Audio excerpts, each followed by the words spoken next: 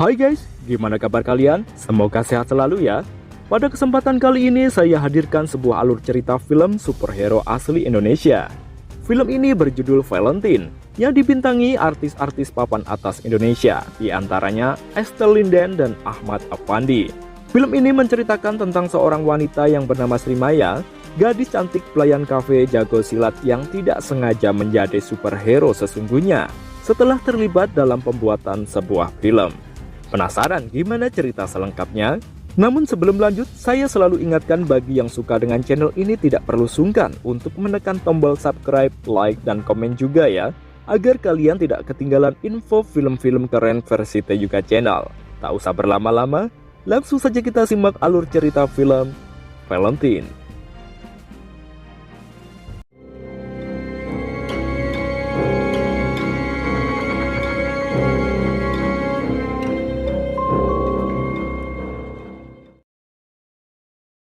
Di awal film diperlihatkan beberapa berita tentang beberapa perampokan di kota Batavia yang menewaskan 4 orang dan beberapa orang lainnya luka-luka. Lalu scene berpindah di indahnya kota Batavia di malam hari. Namun di balik semua itu, ada komplotan penjahat atau perampok yang sedang berpesta pora di dalam gedung yang megah. Namun tiba-tiba muncul segerombolan penyusup menyerang mereka yang dipimpin seseorang yang memakai pakaian seperti robot dan menamakan dirinya sebagai Shadow. Selanjutnya seorang pria paruh baya yang bernama Bambang yang tengah tidur terbangun setelah mendapat telepon. Dia pun keluar dari kamar untuk melihat siapa penelepon tersebut yang ternyata sudah menunggunya di depan rumah. Dari atas balkon Bambang melihat orang itu. Rupanya penelepon tersebut adalah Shadow yang menyandra anak Bambang di depan rumahnya.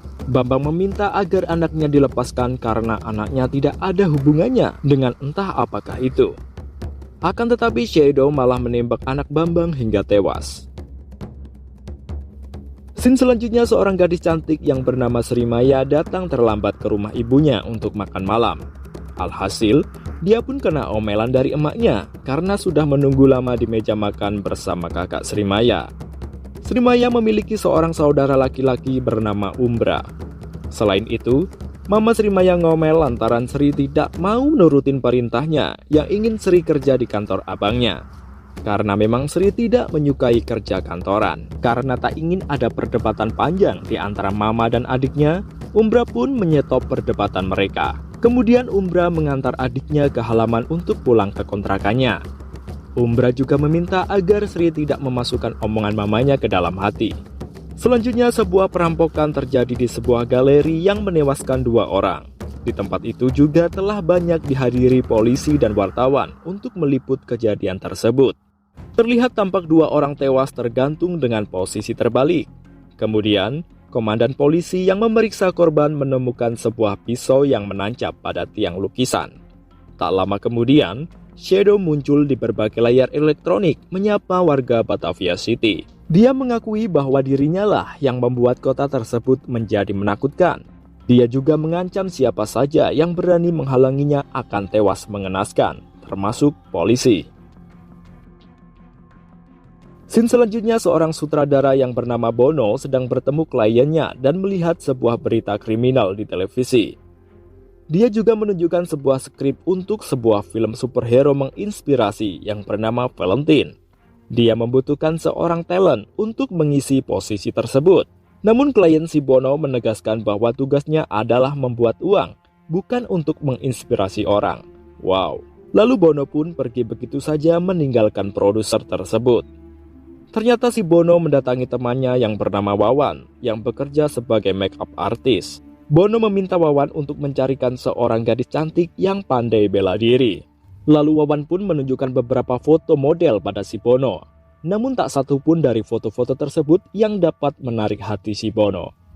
Selanjutnya di sebuah kafe tempat Sri Maya bekerja terjadi pelecehan terhadap teman Sri yang dilakukan oleh tamu. Di mana di kafe tersebut kebetulan ada si Bono. Ketika pelayan pria ingin menolong temannya, ternyata tamu tersebut malah ngelunjak dan menghajar pelayan pria tersebut.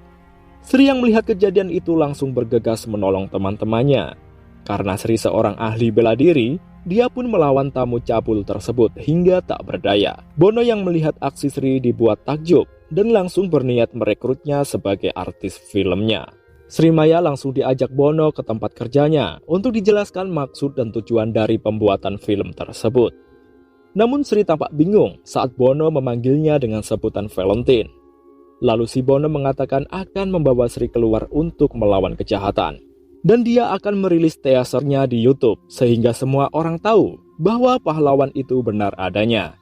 Dan Sri harus melawan kejahatan itu secara nyata, bukan akting. Hari yang ditunggu Bono pun tiba.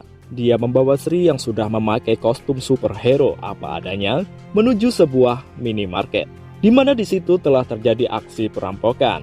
Sri dan Wawan menyelinap masuk ke minimarket tersebut. Dengan rasa takut dan bingung, Sri memberanikan diri untuk melawan para perampok tersebut. Sedangkan si Wawan sibuk mengarahkan kameranya ke arah pertarungan Sri dan perampok sambil sembunyi. Dengan sekuat tenaga, Sri melawan penjahat itu. Dan perjuangan Sri tak sia-sia. Dia berhasil mengalahkan dan mengikat perampok-perampok itu. Lalu Sri menghampiri pegawai minimarket tersebut dan memintanya untuk segera menghubungi polisi. Kemudian Sri dan Wawan pun kembali menghampiri Bono yang sudah menunggunya di mobil. Wawan lalu menunjukkan hasil rekaman Sri melawan penjahat di minimarket tadi kepada si Bono. Namun Bono tampak kecewa dengan hasil rekaman yang diambil oleh Wawan karena hasilnya yang amburadul.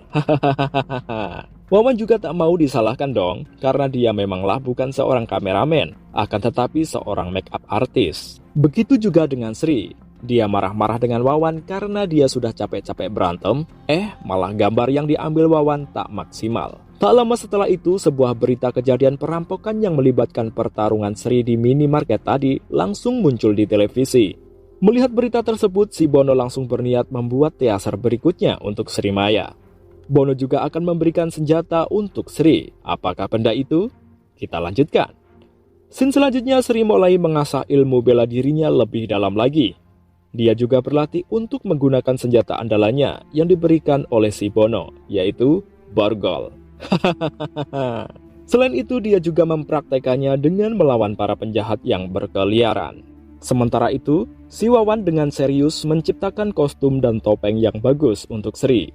Sedangkan si Bono hanya sibuk melihat rekaman aksi Srimaya di depan komputer dan mengunggahnya di YouTube. Tak disangka, video aksi Srimaya dilihat jutaan orang di platform tersebut. Dan sekarang Srimaya atau Valentine sudah bisa menggunakan senjatanya dengan mahir untuk menangkap para penjahat.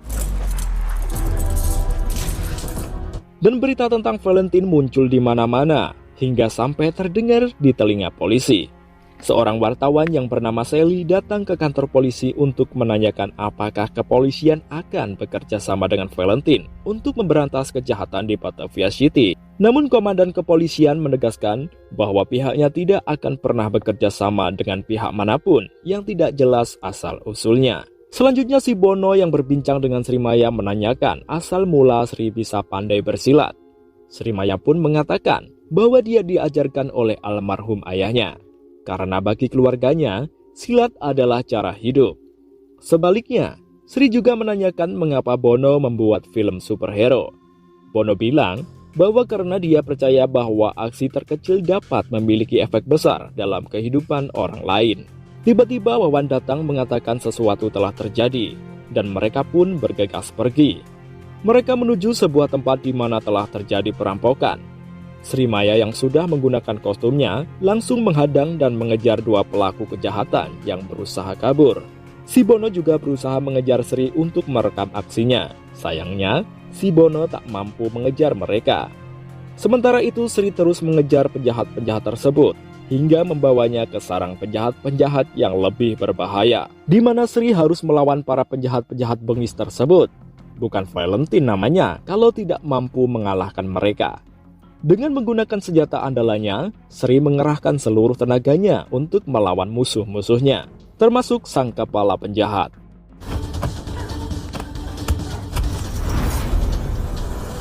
Setelah berhasil menggantung si ketua penjahat, Sri pun berteriak dan terkulai.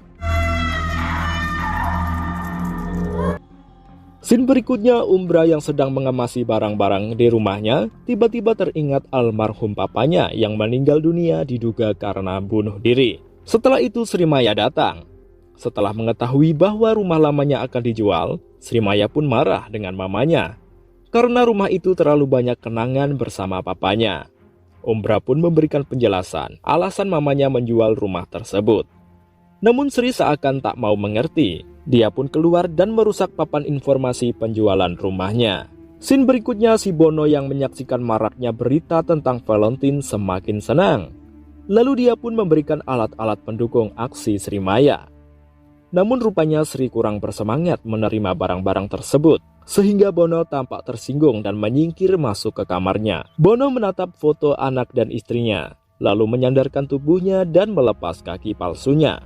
Sri yang melihatnya dari depan kamar Bono pun merasa iba.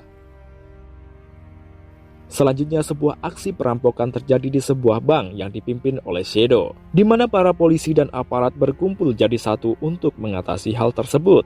Tampak juga Valentine sedang mengawasi dari atas gedung. Semua wartawan pada berebut untuk mewawancarai sang komandan polisi yang bernama Syamsul.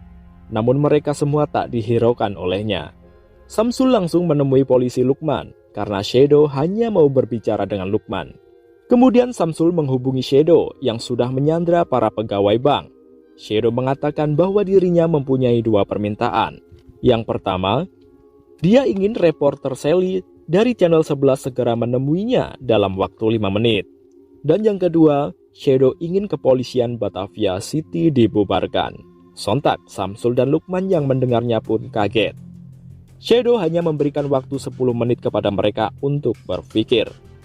Lalu reporter Sally dan kameramennya segera memasuki bank dengan dikawal beberapa polisi. Setelah menemui Shadow, Sally diminta untuk meliput suasana di dalam bank tersebut agar semua warga Batavia City tahu apa yang terjadi di dalam bank itu. Rupanya Shadow juga memasang bom waktu di tubuh beberapa pegawai bank. Sally pun menurut apa saja yang dikatakan Shadow. Akan tetapi, komandan polisi mengatakan tidak akan pernah membubarkan kepolisian Batavia City. Setelah itu, Sally diperbolehkan keluar dari bank. Lalu Lukman bertanya pada Shadow mengapa kepolisian Batavia City harus dibubarkan. Shadow mengatakan bahwa polisi Batavia City hanyalah anjing penjaga. Sementara itu, para prajurit aparat bergegas masuk ke bank untuk menyerang Shadow. Mereka menodongkan pistol pada Shadow. Sementara lainnya mengevakuasi para pegawai bank yang disandra. Namun belum sempat dievakuasi, waktu bom telah berakhir. Tetapi yang meledak bukanlah di dalam bank, melainkan di luar bank, dan memporak-porandakan mobil-mobil kepolisian yang berjaga. Di saat itu, Shadow dan anak buahnya menghabisi seluruh polisi yang ada di dalam, dan semua pegawai yang disandra pun berhamburan keluar. Kemudian Valentine dan Bono cepat-cepat mengejar Shadow dan anak buahnya. Tak hanya Valentine, anggota kepolisian juga turut serta mengejar penjahat-penjahat tersebut. Aksi kejaran-kejaran pun terjadi. Sayangnya, banyak anggota kepolisian yang gugur dalam pengejaran. Sedangkan Valentine tetap berusaha melawan mereka. Dia melompat dan masuk ke dalam mobil lawan. Pertarungan sengit terjadi di antara mereka.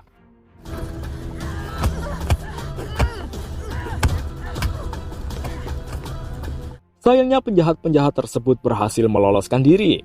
Setelah pulang ke rumah, Sri Maya marah dengan Bono yang menyamakan dirinya dengan Batman.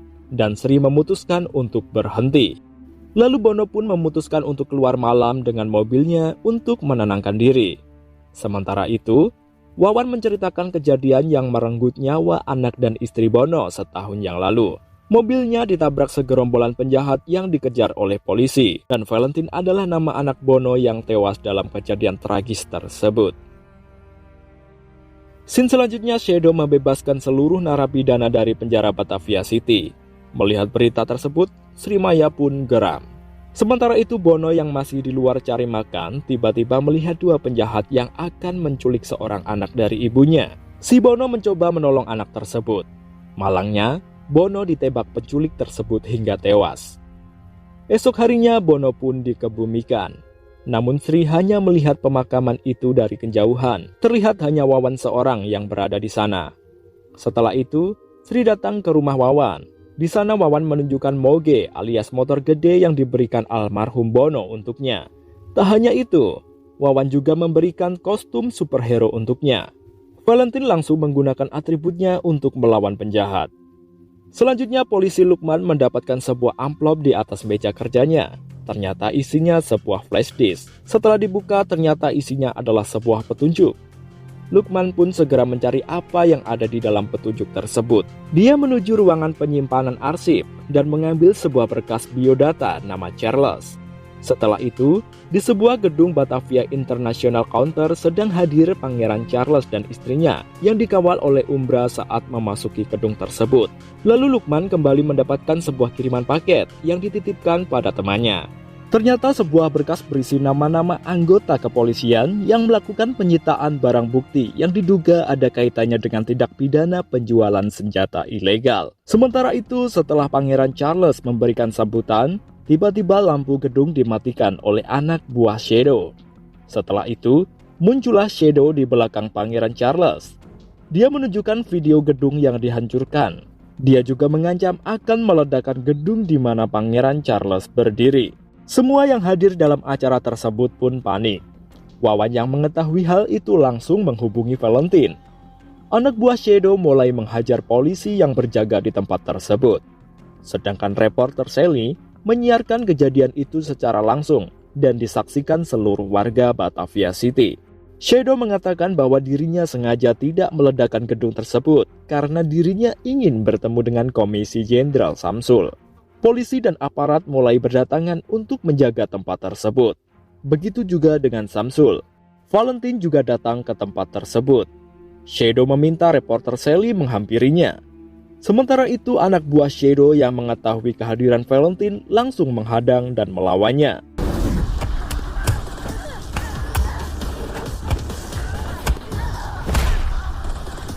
Sedangkan Shadow menggiring Pangeran Charles dan Sally menuju rooftop gedung tersebut. Sementara Valentine sibuk melayani ketiga anak buah Shadow yang lumayan kuat. Namun dia berhasil memborgol salah satu dari ketiga wanita penjahat tersebut. Seluruh tamu undangan dalam acara tersebut segera dievakuasi keluar gedung, termasuk istri Pangeran Charles. Dan akhirnya Valentine berhasil mengalahkan ketiga anak buah Shadow dan segera menyusul ke rooftop. Pangeran Charles pun menjadi sandraan si Shadow. Setelah itu, Valentine menemui Shadow. Mereka bertarung hebat. Pertarungan itu disiarkan langsung oleh Sally sehingga disaksikan seluruh warga Batavia City. Lukman juga bergegas menyusul mereka dengan membawa berkas yang dia terima. Shadow dan Valentine memiliki kekuatan yang sama dan cara bertarung yang sama. Dan benar saja, setelah Valentine ditendang oleh Shadow, Shadow membuka topengnya. Valentine pun terkejut setelah tahu ternyata Shadow adalah Umbra, kakaknya sendiri. Setelah Lukman sampai di rooftop, dia meminta Umbra yang menodongkan pistol pada Pangeran Charles untuk tetap tenang, karena Lukman membawa bukti yang Umbra inginkan. Beberapa anggota aparat juga menyusul mereka, lalu disusul oleh Samsul. Umbra meminta Syamsul bertukar posisi dengan Pangeran Charles. Ternyata dari kejauhan ada sniper yang membidikkan senapannya pada Umbra. Dan sekarang Umbra telah berhasil menyandra Samsul. Umbra juga menyuruh Samsul membubarkan pasukannya. Sambil menodongkan pistol di kepala Samsul, Umbra meminta Syamsul menceritakan yang sebenarnya tentang kejadian di tahun 2010. Dan mau tak mau, Samsul harus menceritakannya. 5 tahun yang lalu, saat Samsul masih menjabat sebagai Kapolsek, Samsul merupakan sahabat dekat dari ayah Umbra yang bernama Bumantara. Pada saat itu, Samsul meminta Buma untuk melupakan tentang penjualan senjata ilegal yang dilakukannya bersama Bambang. Karena Buma menolak permintaan Samsul, Samsul kemudian menembak Buma hingga tewas. Kemudian kematiannya direkayasa agar terlihat seperti bunuh diri. Kemudian Umbra meminta Valentine untuk menjaga ibunya. Jagain mama. Dan dia menembak Samsul hingga tewas sebagai bentuk balas dendam atas kematian sang ayah. Akan tetapi setelah itu Umbra juga ditembak mati oleh sniper dari kejauhan hingga terjatuh dari gedung. Srimaya pun menangis tanpa bisa ngapa-ngapain. Dendam Umbra pun terbalaskan, meskipun dia sendiri juga harus meregang nyawa. Di scene terakhir, Sally memberitakan bahwa Shadow adalah Umbra Bumantara, putra dari Inspektur Jenderal Bumantara, yang tewas akibat ulah dari 2 koleganya, yaitu Samsul dan Bambang, terkait penjualan senjata ilegal yang merugikan negara sebesar 250 juta rupiah. Bumantara dijadikan kambing hitam oleh kedua koleganya tersebut. Umbra selama ini meneror Batavia City karena kebenciannya pada kepolisian yang dianggap bertanggung jawab atas kematian sang ayah. Melihat namanya terbongkar sebagai penjahat, Bambang pun mengakhiri hidupnya sendiri. Dan kini nama Inspektur Jenderal Bumantara telah bersih kembali. Sedangkan posisi Komandan Samsul sekarang telah digantikan oleh Lukman. Kemudian Srimaya mendatangi makam anak Bono yang bernama Valentine. Dia meletakkan topengnya di atas nisan makam tersebut. Dan di akhir film, Valentine mengendarai mogenya dan berkata bahwa itu bukanlah akhir dari ceritanya, melainkan awal dari ceritanya. Dan jenazah Umbra hilang dari rumah sakit. Ada seseorang yang membawa jenazah Umbra. Siapakah dia? Kita tunggu saja sequelnya ya. Sampai di sini dulu alur cerita film superhero asli Indonesia yang berjudul Valentine. Ayo, kita dukung perfilman Indonesia supaya para sineas lokal semakin bersemangat menghadirkan film-film superhero asli tanah air. Sampai di sini dulu. Goodbye.